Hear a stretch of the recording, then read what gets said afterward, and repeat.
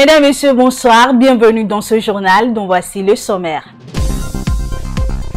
Le Conseil des ministres s'est réuni hier. Le gouvernement a adopté un nouveau décret pour réglementer les établissements de restauration et assimilés en République du Bénin. D'autres décisions ont été également prises au cours de cette rencontre. Vous suivrez dans ce journal les détails. Le gouvernement a entrepris depuis peu des travaux d'assainissement et de réaménagement des voies d'accès dans la commune d'Abomey-Calavi, plus précisément aux abords de l'échangeur de Godomin. Mais force est de constater que ces travaux impactent sur les activités commerciales des populations environnantes. Une équipe de Prime News TV Bénin a effectué une descente sur le terrain. Le reportage assure dans un instant. Les Pakistanais élisent ce jeudi 336 députés du Parlement en vote marqué par la coupure des services de téléphonie mobile. Et puis en sport, le Nigeria et la Côte d'Ivoire sont qualifiés pour la finale de la CAN 2023. Le développement de tous ces titres, c'est dans un instant.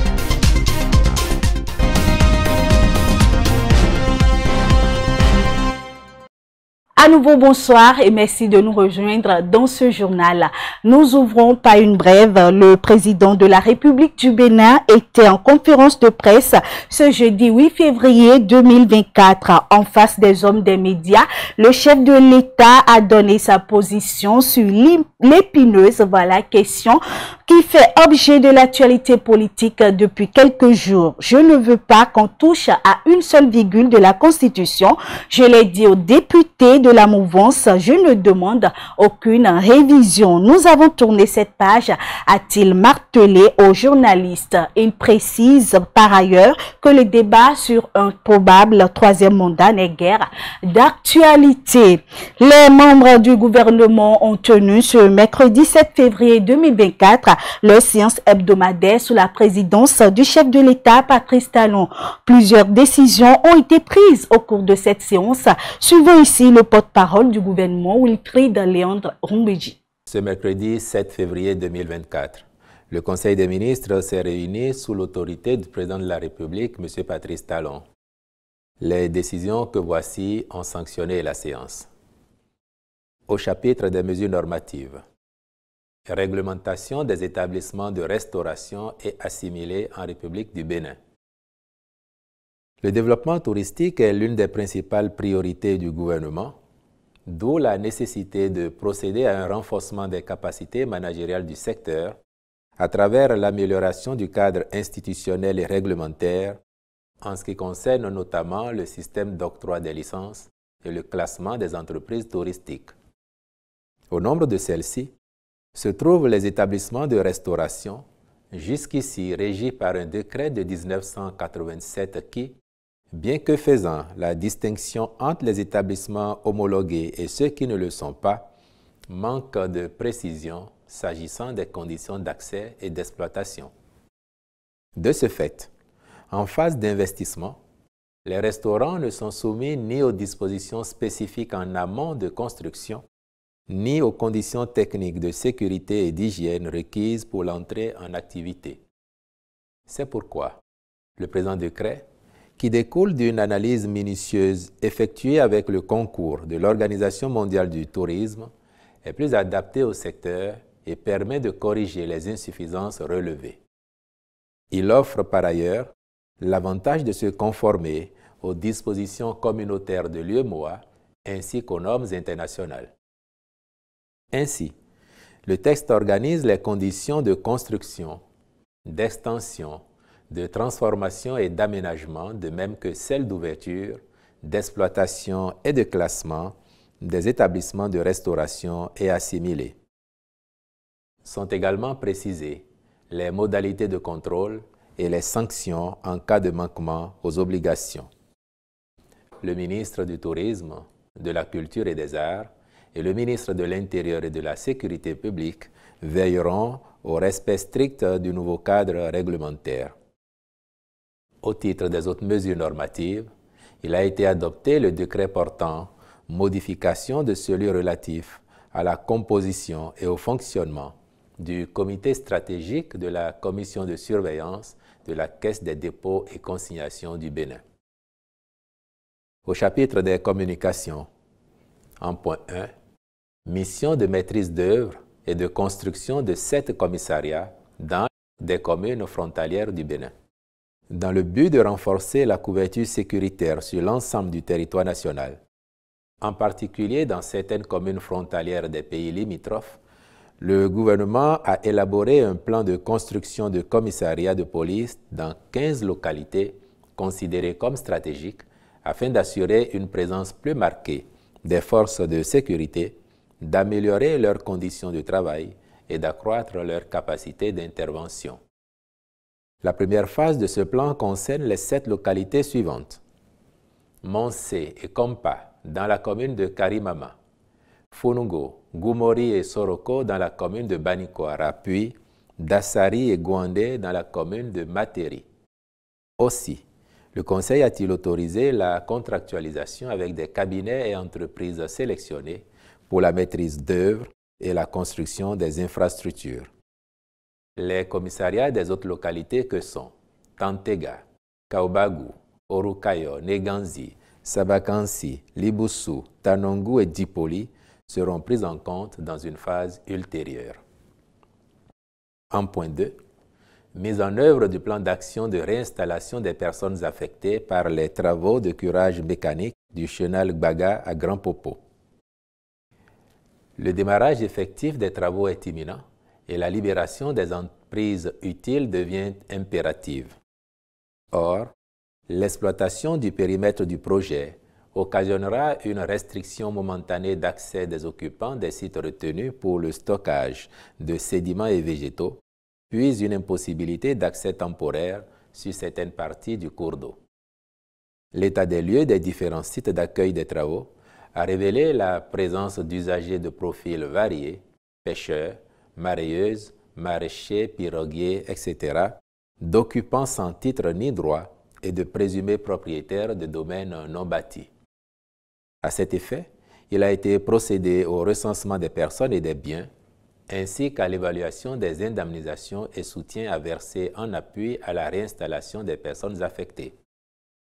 Le Conseil s'est donc prononcé en faveur du paiement des indemnités dues aux sinistrés et a instruit les ministres concernés d'accomplir les diligences nécessaires à cette fin.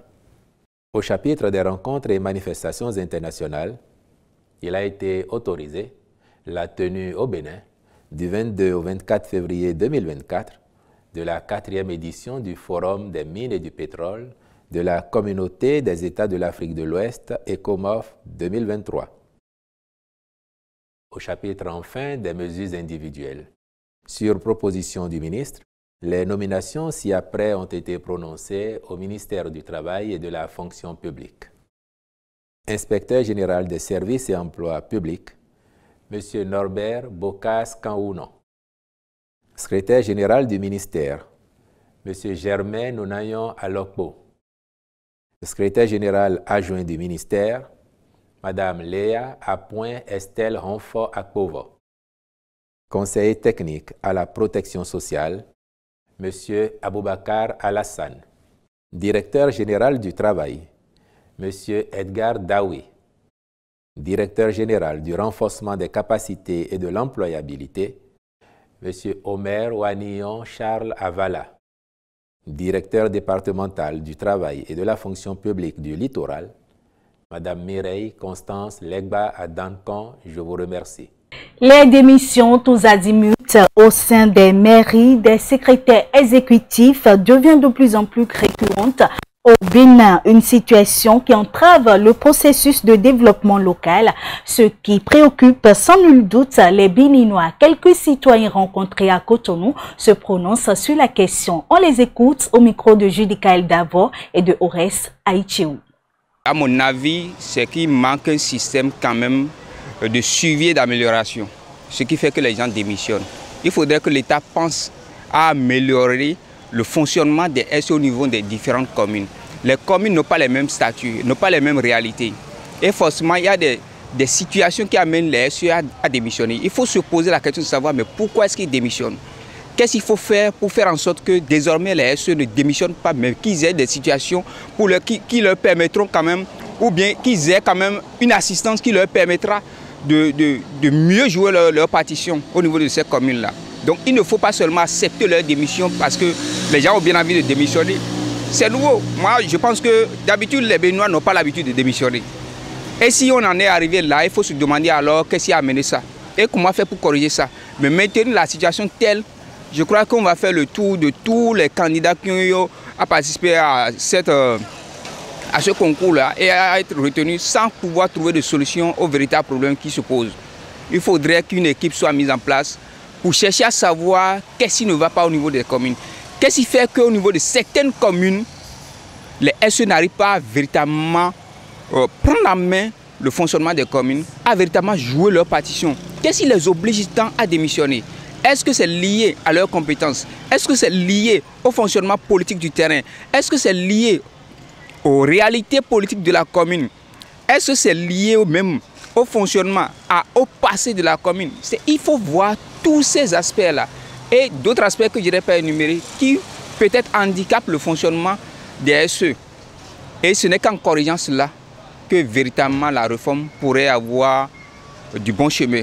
Il y avait ce besoin-là de dissocier le politique de vraiment l'exécutif. Il y avait des maires qui n'avaient aucune notion de gestion administrative qui se retrouvent maires de la commune parce qu'ils ont pris par une voie politique pour accéder à ces postes-là. Et il faudrait quand même qu'il y ait des gens habilités, ayant des compétences requises pour gérer les communes. Donc le poste de SE était nécessaire, c'est indispensable. Maintenant que c'est créé, il faut faire en sorte que ça puisse marcher. Au niveau de certaines communes, ça marche. Et pourquoi est-ce qu'au niveau d'autres, ça ne marche pas? Donc il y a des choses à revoir. Et il faudrait que le ministère de la décentralisation puisse véritablement se pencher sur la question. Ils n'ont pas leur place dans les mairies. La mairie a tout. Ils ont le secrétaire général, le service des impôts, il y a tous ces gens de trucs qui sont là à la mairie. Hein? Et on en voit encore d'autres de venir les perturber. Moi, j'ai dit que c'est une perturbation. Donc, s'ils démissionnent, on va les applaudir. Les maires aussi, ils sont jaloux de leurs prérogatives, des avantages qu'ils trouvaient. Avec les SE, ils ne trouvent pas ces avantages-là. Donc, la cohabitation serait très très difficile. Donc, ce que moi je demande au gouvernement, on a encore revoir les textes. La démission en cascade de certains SE de nos mairies, je ne les condamne pas parce qu'ils ont été assignés à une mission et ils se voient incapables ou bien on les a donné une mission sans moyens. S'ils n'ont pas de moyens pour travailler, ou bien s'ils n'ont pas la liberté de travailler, c'est mieux de démissionner. Donc je ne les condamne pas. Il vaut mieux de démissionner que de rester là pour faire non. C'est bon, s'ils démissionnent, alors ils ont leur raison, ils n'ont qu'à venir nous parler. Quelle raison les a menés à démissionner de ces postes-là? Parce qu'on sait que déjà à la mairie, les maires ont déjà leur secrétaire.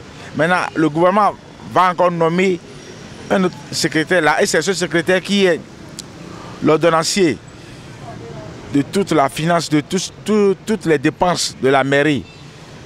Donc que fait l'autre secrétaire? C'est pas bon. Ce que l'État fait là, c'est pas bon. C'est pas bon. C'est que soupçonner les gens et les oppresser, c'est pas bon. Moi, je ne suis pas d'accord. Je l'annonçais en titre, le gouvernement a entrepris depuis peu des travaux d'assainissement et de réaménagement des voies d'accès dans la commune d'Abomey-Calavi, plus précisément aux abords de l'échangeur de Godomé. Mais force est de constater que ces travaux impactent sur les activités des populations environnantes. Une équipe de Prime News TV Bénin est descendue sur le terrain pour le constat. Suivez ce reportage. Je préparais un sac de riz et je vendais tout dans une même journée. Mais hier, j'ai préparé 4 kg de riz et jusque-là, ça reste encore car les clients ne trouvent plus de voie pour venir acheter. Au secours, c'est le ras-le-bol que crient les commerçants et commerçantes qui exercent des petites activités dans les parages de l'échangeur de Godomé. Tout comme Tam Rachel, ils sont confrontés à d'énormes difficultés financières ainsi que la mévente depuis le démarrage des travaux de réaménagement des voies.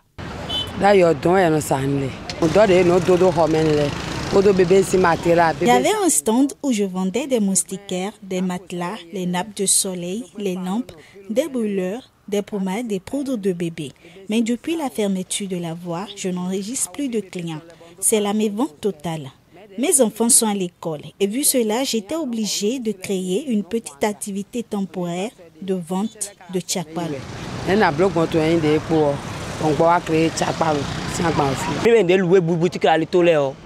Nous qui avons loué des boutiques au bord des voies, nous souffrons énormément parce que les clients savent déjà où nous étions logés, mais vu que la voie est barrée, ils ne se retrouvent plus.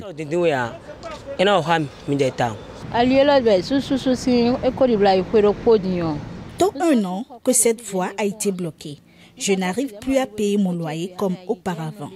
Mais avec le blocage de la bretelle du bas de l'échangeur de Godomé, c'est un calvaire total.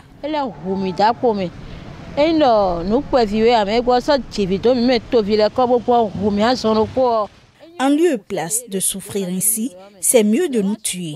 Avec toute cette souffrance, nous risquons de fuir et laisser le pays.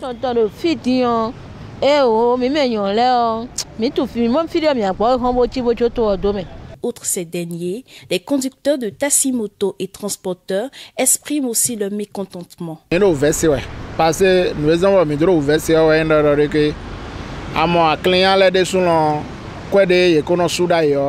rencontrons assez de difficultés car les clients refusent de payer quand nous augmentons le coût du transport. À cause de la voie, nous sommes obligés de parcourir assez de distance et contourner à des carrefours où parfois les forces de l'ordre interdisent le passage. Surtout carrefour de Diana, en quittant Calavi, nous sommes maintenant obligés de contourner et prendre part à Ménontin ou pour venir à Godomé. Ce n'est vraiment pas facile.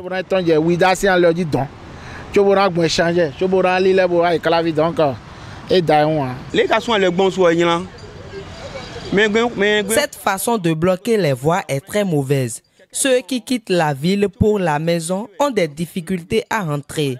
Ce sont les jeunes gens qui aident souvent certaines personnes pour passer sous l'échangeur.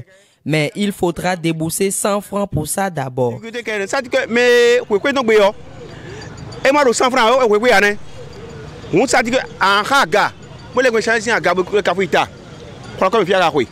Les activités ne marchent plus aussi au niveau de la gare routière.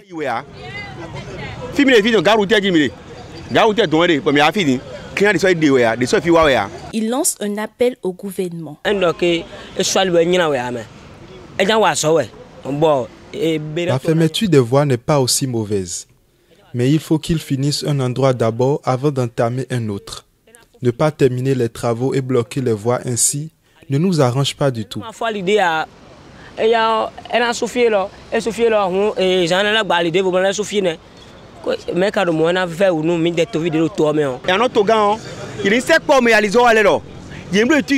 Que le gouvernement aide les entreprises en charge des travaux à bien faire l'étude des voies pour nous faciliter la circulation et voir quel passage autorisé aux citoyens.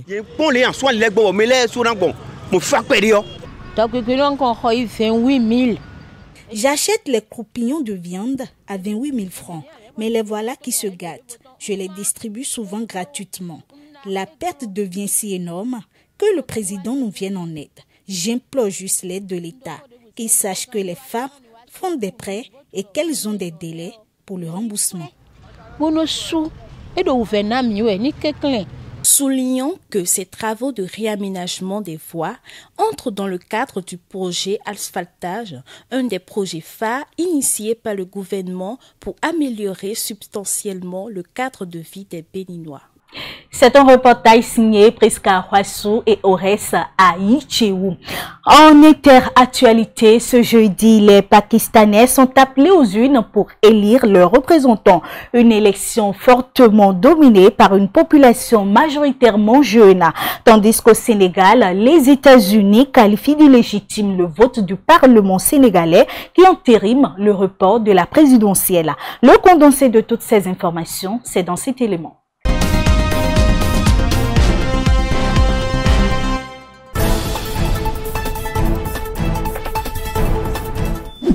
128 millions de Pakistanais sont appelés aux urnes ce jeudi 8 février 2024 pour élire leurs représentants au Parlement.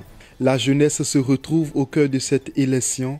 Elle représente plus de 60% de la population. Ces élections se sont ternies par les violences et de l'empoisonnement de l'ancien Premier ministre Imran Khan, qui était censé ouvrir la voie à un 4e mandat de Nawaz Sharif à la tête du gouvernement. Cependant, notons que cette campagne électorale a été ce mercredi et jeudi ensanglantée par le décès de 35 personnes dans les attaques. Aussi, le ministère pakistanais de l'Intérieur a annoncé que les services mobiles seront suspendus temporairement ce jeudi pour des raisons de sécurité. Il se montre critique concernant le report de la présidentielle au Sénégal. Il s'agit des États-Unis qui estiment que le vote du Parlement sénégalais qui autorise le report de la présidentielle n'est pas légitime. Notons que les citoyens ont désormais accès à l'Internet car l'accès a été rétabli ce mercredi. Au Niger, le secteur de l'électricité est l'un des secteurs les plus touchés par les sanctions de la CEDEAO. Une décision qui a de gros impacts sur la société nigérienne d'électricité. L'année s'annonce ainsi difficile pour le pays. Au Soudan, Abdel Fattah al-Burhan et Mohamed Hamdan Daglo, deux généraux qui s'affrontent depuis 10 mois, ont accepté de se réunir sous la coupole de l'ONU. Ceci pour discuter des questions sécuritaires. C'est une annonce faite à Genève par Martin Griffiths, patron de l'OCHA, le Bureau de coordination des affaires humanitaires des Nations Unies pour le plan de réponse humanitaire 2024.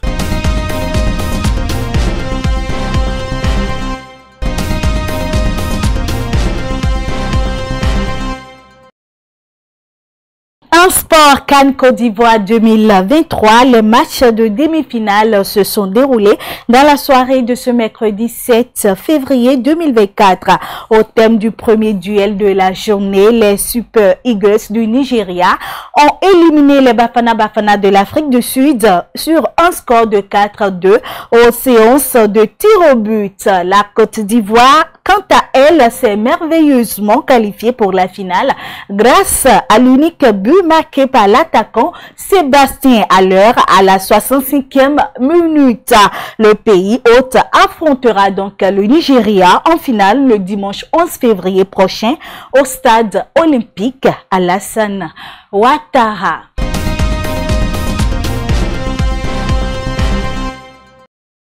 Ainsi s'achève cette édition que je vous remercie de l'avoir suivie. Merci à toute l'équipe de la réalisation. Bonsoir chez vous.